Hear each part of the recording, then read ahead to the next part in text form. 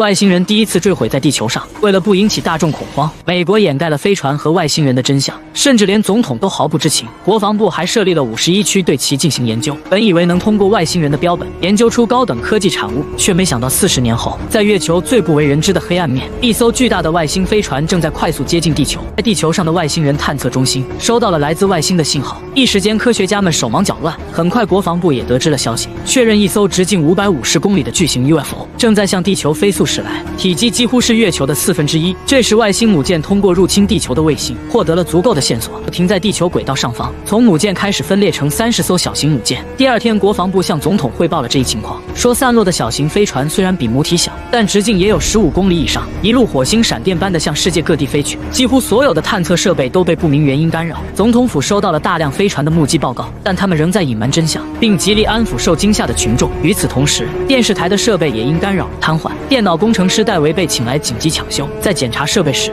他竟然发现卫星中夹杂了一种神秘信号。不过，大家最关心的还是电视上正在报道的外星飞船目击事件。大家都已经开始收拾东西，准备寻找避难所。很快，飞船直接穿过了大气层，空中出现了一片巨大的火烧云，颇为壮观。在世界各地的上空也都相继出现巨大的飞船，遮蔽了整座城市。人类见到此奇观，纷纷驻足观看。但很快，大家的好奇就变成了惊吓，社会秩序一片混乱，大街上车祸频发。所有人看到铺天盖地的外星飞船，都心惊胆战。总统看着其中一艘飞船在白宫上空盘旋，随后他召开了紧急新闻发布会，让市民们不要恐慌，老老实实待在家里。可面对如此巨大的外星战舰，恐慌情绪早已经在人群中蔓延。他们开始收拾行李，打算离开这座城市。而当戴维看到城市上空巨大的 UFO 后，他认为信号很可能是外星飞船在相互通信，而递减的讯号就像是倒计时，当信号结束，他们就会发起进攻。于是他决定将此事告知美国总统。在前妻的帮助下，他并表达了自己的猜测：外星人之所以将飞船停在各国首都，是为了同时发动袭击，一举秒杀全人类。同时，为了弄清楚对方是敌是友，军方派出了3架迎宾直升机，试图用柔和的灯光与外星人表达友谊。但外星人可不吃这一套，直接发射一枚激光炮摧毁了直升机。这也证实了德维的猜测，这群外星人果然是来者不善。这一刻，人类终于明白他们的意图，大量市民开始逃离，城市瞬间变得拥堵起来。总统连忙带着一众高官，在保安人员的带领下迅速撤离。不过，依然有一群狂热的外星人粉丝，他们丝毫没有惊慌，甚至还举着牌子爬到顶楼，举办了一场欢迎会，哭着喊着求外星人带走。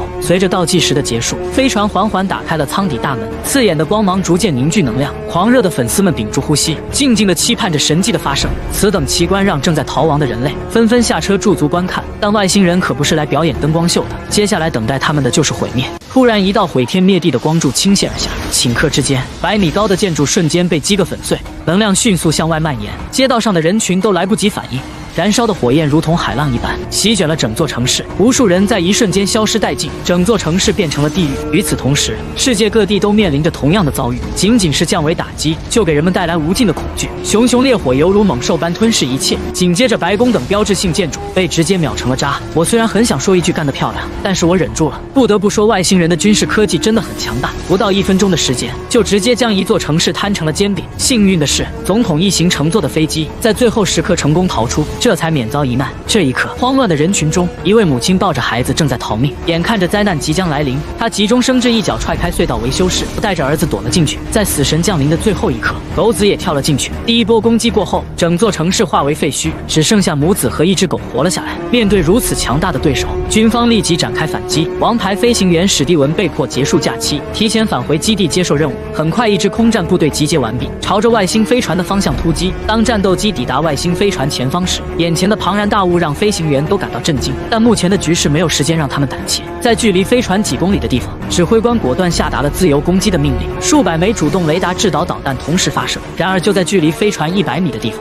它的表面泛起了一圈圈绿色的波纹，挡住了所有导弹的攻击。于是，飞行员决定发射威力更大的导弹，但结果还是全部失败了。看来飞船周围似乎有一层坚硬的防护罩，根本无法被人类的导弹击破。科技相差如此之大，这还怎么打？眼看战斗机离外星飞船越来越近，飞行员急忙向上拉升，但一架战机还没来得及反应，就撞上了防护罩。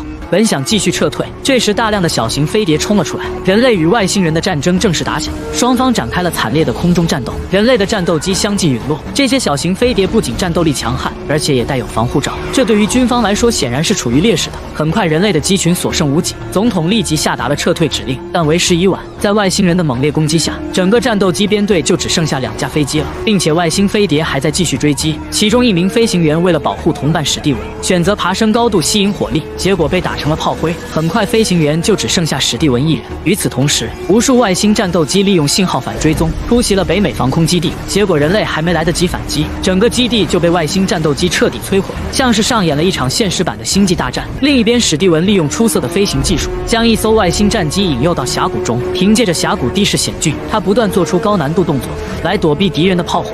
但此时他的战机燃油即将耗尽，史蒂文急中生智，一把将战机的减速伞打开，蒙蔽了飞碟的视线，将自己弹射出了机舱，战机直接撞毁在前方的悬崖上，并利用地形让外星战机无法及时做出反应，紧跟着坠毁在地面上。史蒂文则从空中安全着陆，好在战斗机并没有爆炸。回过神来，他骂骂咧咧地走向飞碟跟前，打开舱门一看，里面的外星人还活着，于是他一拳把外星人打晕。稍作调整后，史蒂文用降落伞布包着外星人，准备将他拖回基地。这是牺牲整个编队才换来的一个俘虏。史蒂文不禁感叹，人类在高等文明面前还是太弱小了。在途中恰好遇到了逃往郊区避难的车队。另外一边，人类的进攻再次失败，总统正焦头烂额商量对策，很快就因是否动用核弹的问题吵了起来。这时戴维的父亲站出来指责他们，明明50年前就在51区逮捕过外星人，为何政府研究了40年却毫无作为，导致这次外星人再次入侵，造成这么大的破坏。听到这儿，总统却安慰道，俘虏外星人和51区都是用来骗小孩的，如果有的话，他怎么不知道？然而国防部长的一句话，让房间里的气氛瞬间尴尬了。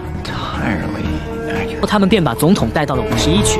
眼前这个外星人全身包裹一层坚硬的生物铠甲，科学家用手术刀沿着头部的缝隙慢慢切开一个口子，过程中铠甲突然张开，吓得众人3魂丢了7魄。好在这只是虚惊一场。随后科学家们开始一层层解剖内部，等打开之后，大家终于看清了外星人的真面目，看样子不像是还活着。此时一旁的助手察觉到外星人的手指轻微移动，却丝毫没有察觉到危险已经来临。紧接着外星人猛地睁开了眼睛，就在他们对视的那一刻，外星人释放出脑电波攻击了科学家。外星人慢慢站起来，挣脱了束缚，开始对在场的所有人展开了攻击。短短几秒钟，实验室里一片混乱。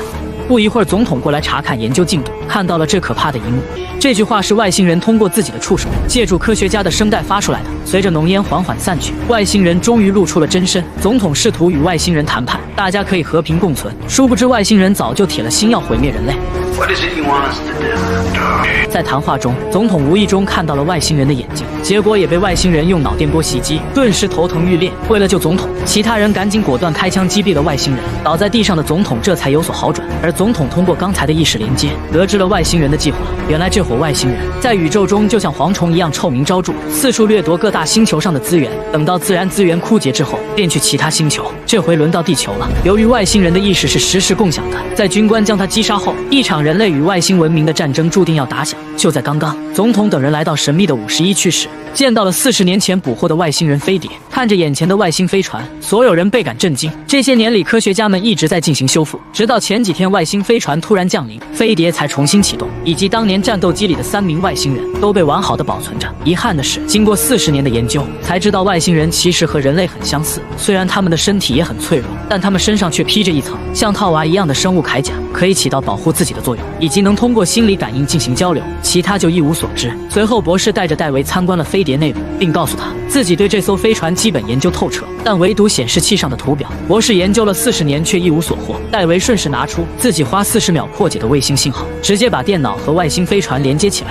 解决了博士40年没研究透彻的问题，这让博士啪啪打脸。与此同时，史蒂文跟着逃难的顺风车一同把外星人带到了51区，再将抓获的外星人出示给守卫看后，守卫连忙让行。博士得知外星人还活着，激动不已，迫不及待地把他推进实验室，这才有了开头的一幕。另一边的指挥中心截获了一条重要信息：北约和西方盟国的设施，按照外星人目前的攻击速度，全世界的主要城市将会在36个小时内全部被摧毁。这下总统彻底怒了，最终决定动用地球上的终极武器毁灭他们。紧接着，一架携带着核武的 B2 轰炸机向外星飞船靠近，等到目标锁定后，随着总统一声令下，一枚核导弹被启动，朝着外星飞船飞去，击中了外星飞船船，强烈的冲击波瞬间扩散开来。就在大家欢呼雀跃，以为击毁目标的时候，侦察兵发现外星飞船竟然完好无损，就连人家的防护罩都没有破开。总统的心瞬间凉了半截，人类最强的武器都没用，可见外星科技领先人类太多了。总统失望地撤回了所有人。这一刻，所有人都陷入了绝望，以为世界即将灭亡。戴维也因此喝得烂醉，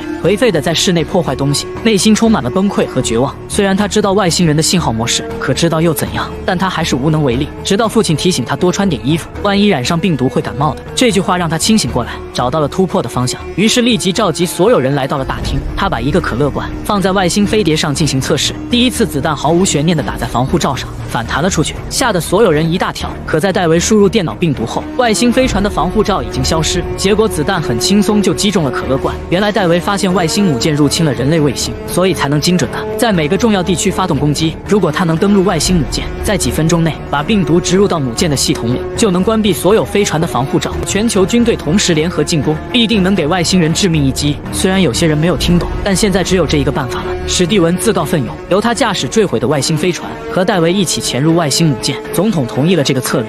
随后，他们用最原始的摩斯电码联系了其他国家剩余的空军力量，联合起来向地球上的外星入侵者进行最后的反击。出发前，总统对即将奔赴前线的飞行员进行了简短讲话。他告诉大家，全世界的军机将会联合起来，发动人类历史上最大规模的反击战。现在人类已处于毁灭的边缘，不能再为一点小事自相残杀，要为人类共同的利益团结一致，为了人类的生存和自由而战。今天就是地球的独立日。一次鼓舞人心的演讲之后，军方召集了所有有飞行经验的人，甚至连总统都御驾亲征。出发前，军方在飞碟上安装了一枚核弹。史蒂文和戴维驾驶着飞碟朝着母舰的方向飞去，两人很快来到外太空。在即将靠近母舰时，飞碟竟然进入了自动驾驶模式，这出乎史蒂文的意料。在他们顺利地进入母舰内部后，两人瞬间被吓傻了，里面竟然聚集着数以百万的外星大军，看样子他们也准备对地球发起总攻。这时史蒂文担心被外星人识破，戴维立即关上了不透明的遮光窗，没想到还真的蒙混过去。飞碟顺利向停机坪接轨，